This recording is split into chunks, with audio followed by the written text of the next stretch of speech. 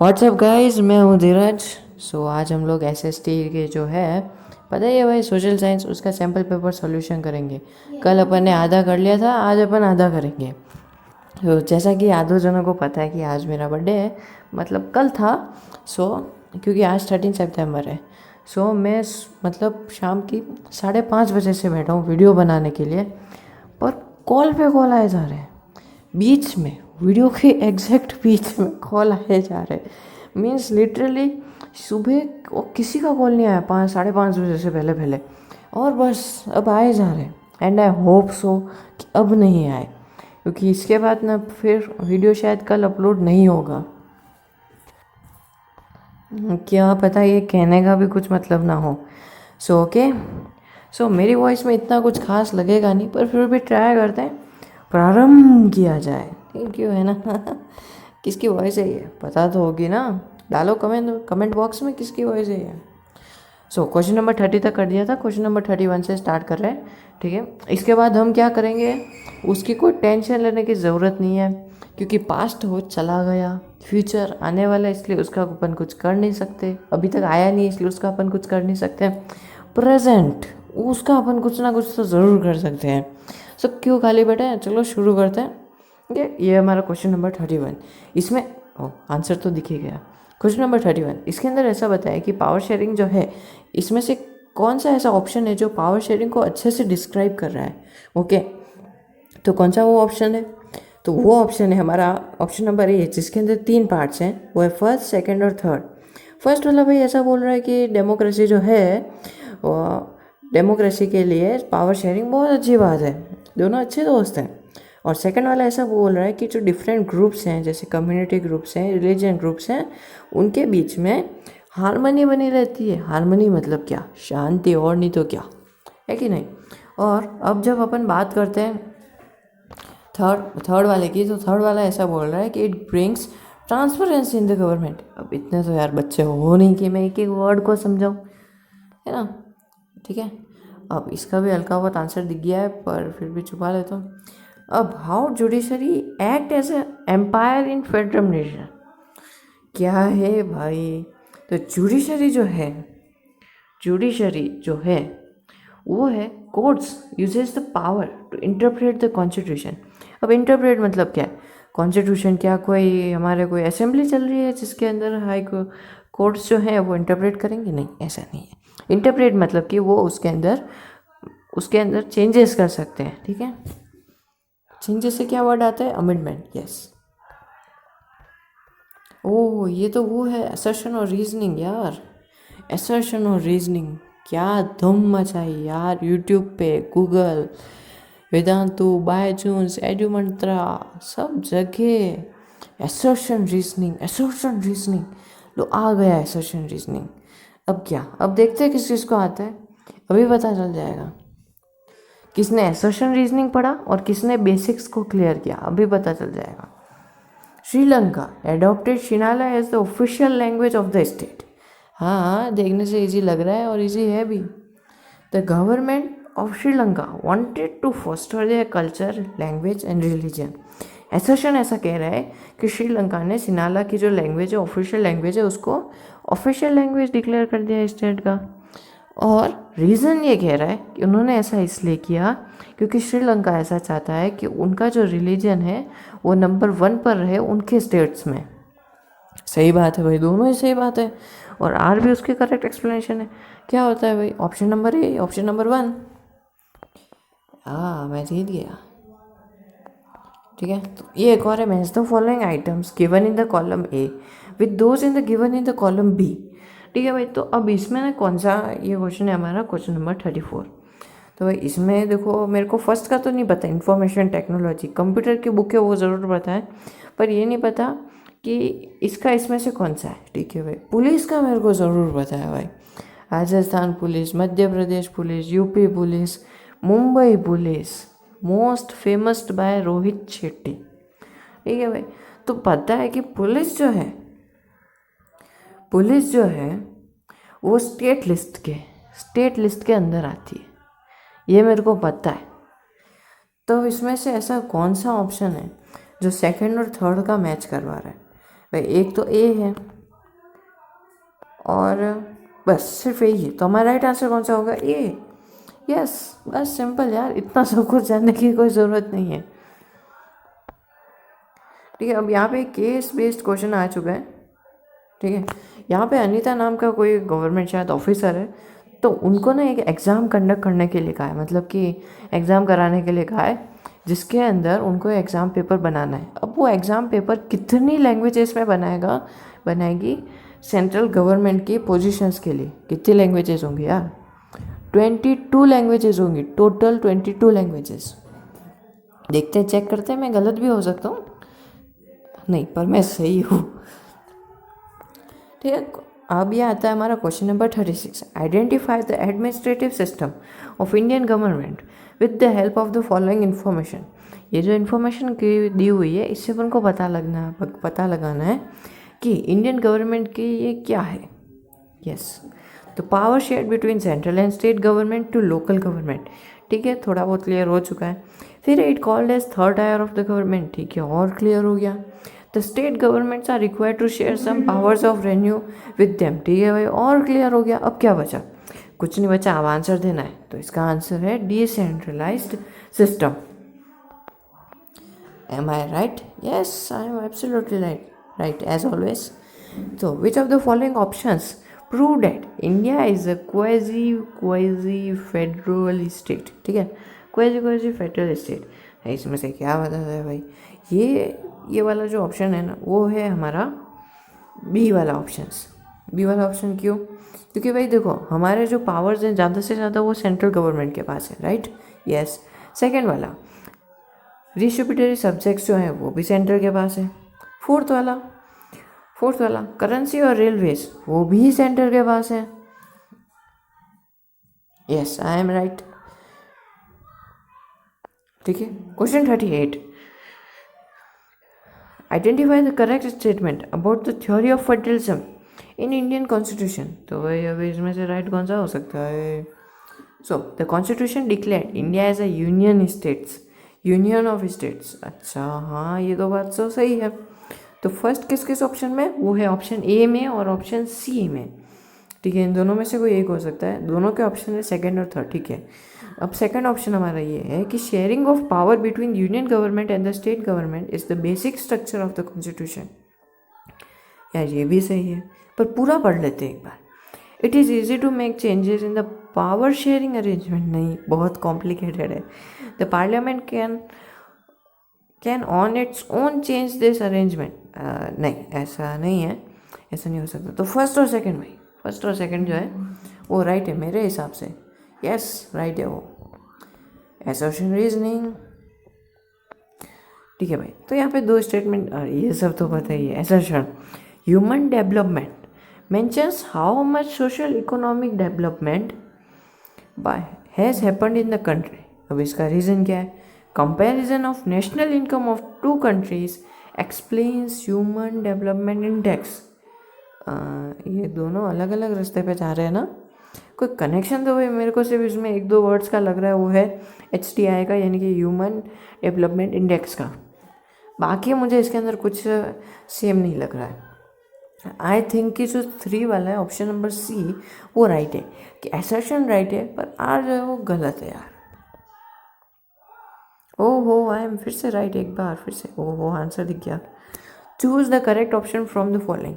अब क्या लग रहा है इसमें? मैच द फॉलोइंग करना है? नहीं करना है, मैच द फॉलोइंग नहीं करना है। इसके अंदर ऐसा है, जैसे फिशरमैन के आगे सेकेंडरी सेक्टर लिखा हुआ है, तो ये बताना है कि ये सही है कि गलत है। तो ऑब्वियसली गलत है, तो अब अपन को करेक्ट वाला चूज़ करना है। ओके, तो करेक्ट वाला कौन सा है? वो है कोरियर और जो है टेरिटरी सेक्टर। ठीक है, सो अब जिनको पता है कि फर्स्ट वाला जो ऑप्शन है कोरियर ऐसा कुछ ऑप्शन है, वो क्या वर्क करते हैं भाई? किसी को पता हो प्लीज़ कमेंट बॉक्स में बताओ। नहीं पता हो तो गूगल बाबा से पूछ के बताओ, ताकि जो लोग कमेंट बॉक्स में आए उनको पता चल सके, और मुझे भी। मैंने अभी तक एक भी क्वेश्चन नहीं देखा है, मैं आपके सामने लाइव सॉल्व कर रहा हूँ क्वेश्चंस।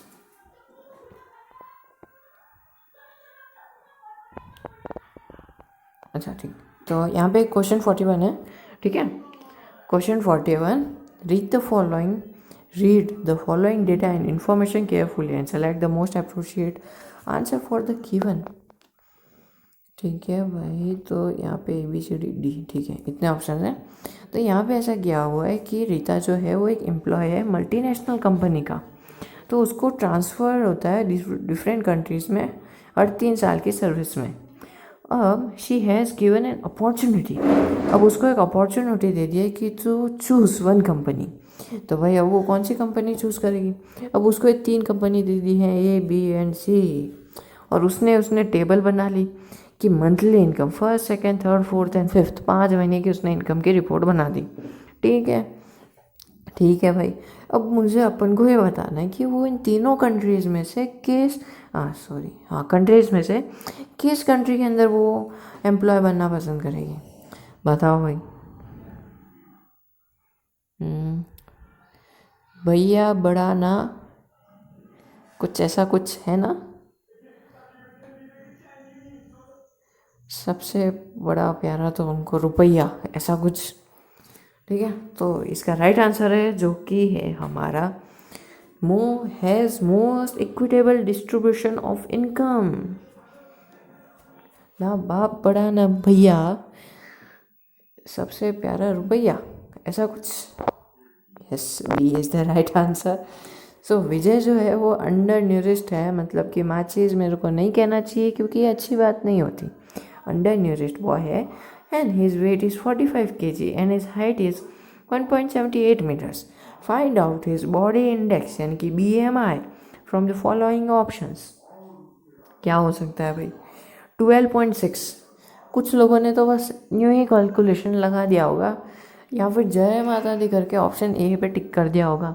ऐसा नहीं है, बहुत ईजी है ह्यूमन डेवलपमेंट इंडेक्स निकालना, जो पेज नंबर 13 पे आराम से मिल जाएगा, पूरा दिया हुआ है, ठीक है। A woman works at a sweet shop in her village on a contract basic, and he get mere salary after working the entire day. She doesn't get any holidays or paid leave. Rather, her employer deducts her salary whenever she is absent from work. Which of the following sectors she is working?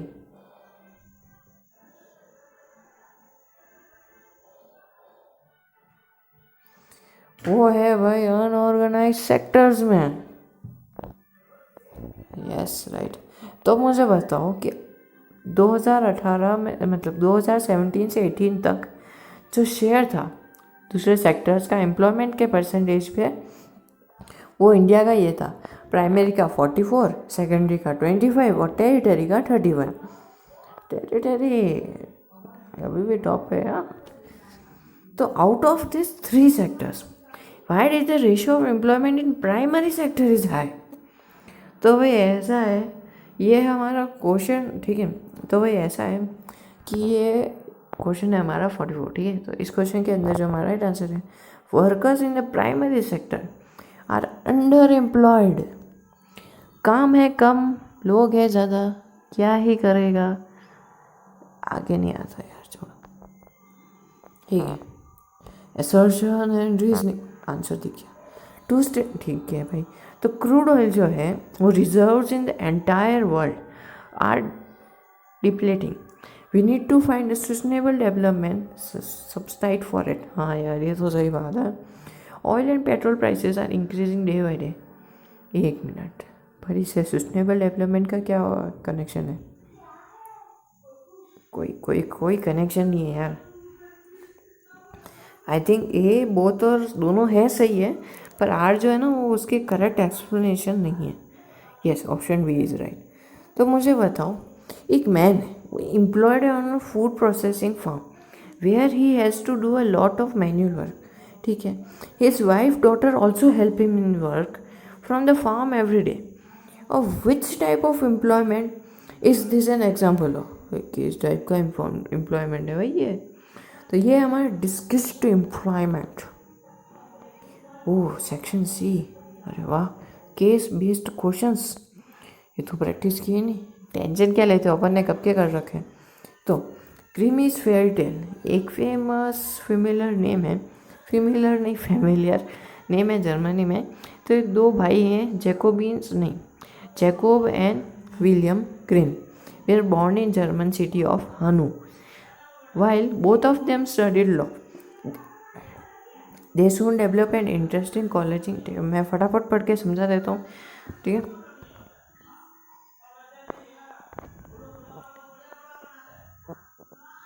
हाँ तो भाई दो भाई हैं ऐसे दीवाने कि उनको ना बहुत कलेक्शंस का मज़ा आता है। उन्होंने 6 साल तक पढ़ाई की, फिर उसके बाद छोड़ दिया, ऐसा कुछ है। तो वो क्या करते हैं कि अब हर एक गांव में जाते हैं और वहाँ की जो फोक टेल्स होती हैं या फिर जो स्टोरी टेल्स होती हैं, एक मिनट यार क्या बोल रहा हूँ मैं, तो वहाँ की जो फेरी टेल्स होती है उनको वो कलेक्ट करते हैं, लिखते हैं और उनकी लैंग्वेज में उनको प्रिंट आउट करते हैं और पब्लिश करते हैं। वाह भाई क्या दिमाग है यार इन लोगों का। ठीक है भाई, अब इसके रिलेटेड अपने पास कुछ क्वेश्चंस आने वाले हैं। ठीक है, question number 57, why did the Grimm brothers give the tales a readable from without changing their fluoride character? Choose the correct option from the following. भाई राइट ऑप्शन है हमारा A, the collection enjoyed the wide distribution in Germany. उनका जो collection था ना वो Germany में बहुत ज़्यादा फेमस हुआ था। यस राइट, ठीक है, इसका तो आंसर दिख गया। The impact of literally contributors of Grimm brothers was widespread. Identify the best suitable options displaying the same from the option। तो भाई ये था promotion of ethnic belonging. Oh fill in the blanks, क्या बात है। ठीक है, spirit the word of the Grimm brothers influence and inspired people to collect tales. They believed in a spirit of and considered its inertial for the reflection of national identity। ठीक है भाई, इसका fill in the blanks क्या हो सकता है? Spirit of culturism. यार क्या, यस राइट आंसर। ये हमारा आ गया क्वेश्चन नंबर 50। 10 और क्वेश्चन बचे हैं, अब भी कंप्लीट हो जाएंगे। कितना टाइम और बचा है? 17। क्या 20 से पहले ये कंप्लीट हो सकते हैं? यस, क्यों नहीं हो सकते। तो भाई 50 का हमारा राइट है, why the foreign domination was considered a threat to national building. Select the best suitable options from the following in reference to the context. इसका राइट आंसर है erosion of native values and ethos.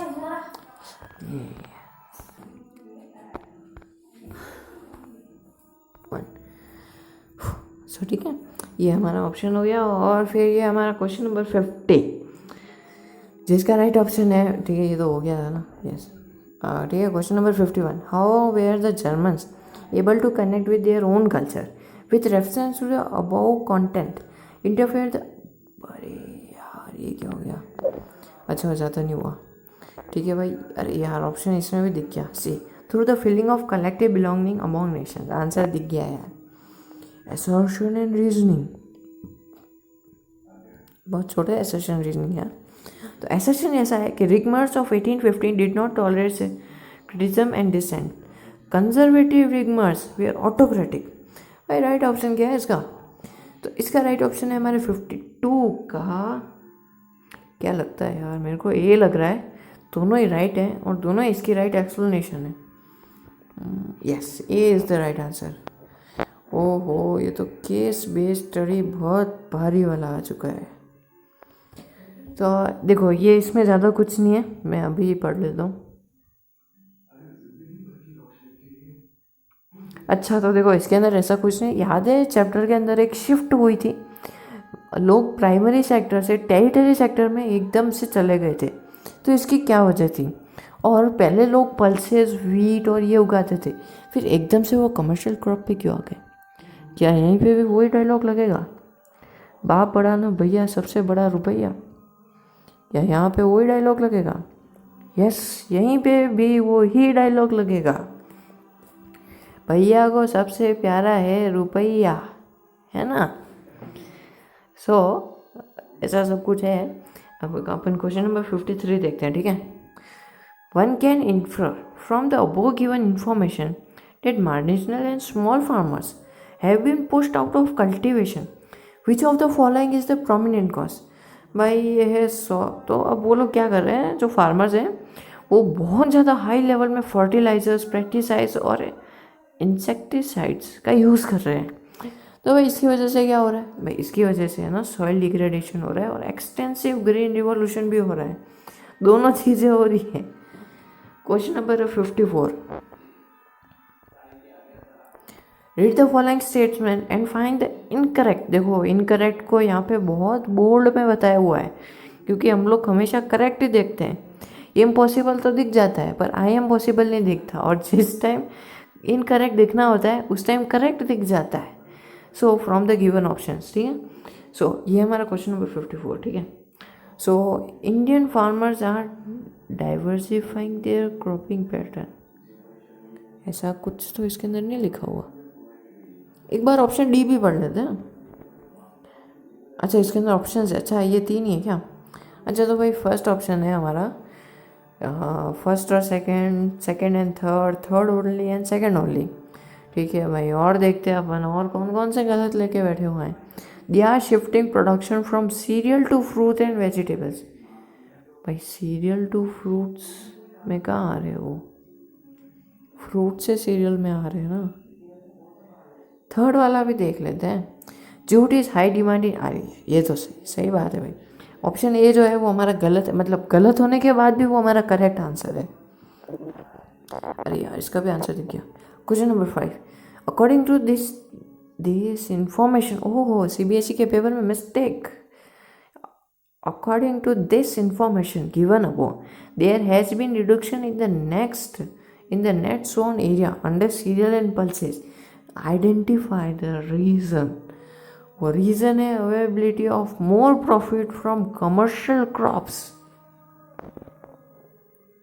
अरे यार सब में answer दिख जाते। 56, fertilizers, pesticides, insecticides, which one shows dramatic results and are now being held responsible for degrading the soil? क्या हो सकता है इसका ऑप्शन? इसका ऑप्शन है A, this inputs have shown increased outputs and productivity. अरे यार क्वेश्चन 57, अच्छा इसमें अपन को पूछा है कि फर्टिलाइजर्स और पेस्टिसाइड्स किस स्टेट में एक्सटेंसिव यूज़ कर रहे हैं और वहाँ पे एग्रीकल्चर भी सबसे हाई है। भाई मेरे को ना एग्रीकल्चर का नाम सुनते पंजाब ही आता है दिमाग में और हरियाणा आता है जी। तो क्या हरियाणा नहीं, पंजाब और हरियाणा इसका राइट आंसर है। हाँ भाई वही तो है, और क्या हो सकता है। यहाँ पे हरियाणा पंजाब है, एक ही बात है, समझ रहे हो ना। यहाँ पे question 58, food production provides the base for food security and is key determined for food availability. Why is this trend shifting towards industrial crop? हाँ इधर वही डायलॉग आ चुका है सबसे प्यारा रुपया वाला। Option number D is right. Oh map question आ गया, क्या बात है भाई, क्या बात है। Attempt both the map based question, ठीक है भाई दोनों कर लेंगे। यहाँ पे एक ऑप्शन है और दूसरा ऑप्शन है, ठीक है। तो यहाँ पे पूछा है कि पॉलिटिकल मैप ए जो मार्क किया है वहाँ पे कौन सा डैम है। भाई यार ये इतना इजी तो यार इसको नहीं पूछना चाहिए था, भागरा नाकल डैम। और ऑप्शन बी पे जो है वो टी कल्टीवेशन का स्टेट है। आइडेंटिफाइड्स फ्रॉम द फॉलोइंग ऑप्शंस, ज़रूरत ही नहीं है यार, आसाम है वो, असम सॉरी। अब ये जो 59 से 60 मिनट से ये जो 2 क्वेश्चन है ये उनके लिए हैं जो ब्लाइंड है और जो देख नहीं सकते, उनके लिए पूरा मैप जो है वो बबल्स वाला होगा, जैसे कैडबरी बबल्स होती है ना वैसे होगा, छोटे छोटे बबल्स होंगे। तो उनसे वो लोग फाइंड कर लेंगे कि कौन सा क्वेश्चन है भाई, वो उनकी स्पेशलिटी है। स्पेशलिटी तो क्या कहूँ यार, काश वो भी देख पाते हैं। सो ओहो 24 से पहले ख़त्म हुआ ही नहीं यार, शिट। टारगेट था 20 पे ख़त्म करने का पर नहीं हुआ, तो क्या हुआ, क्वेश्चन तो पूरा किए ना। तो चलो दोबारा मिलते हैं कल ज़रूर।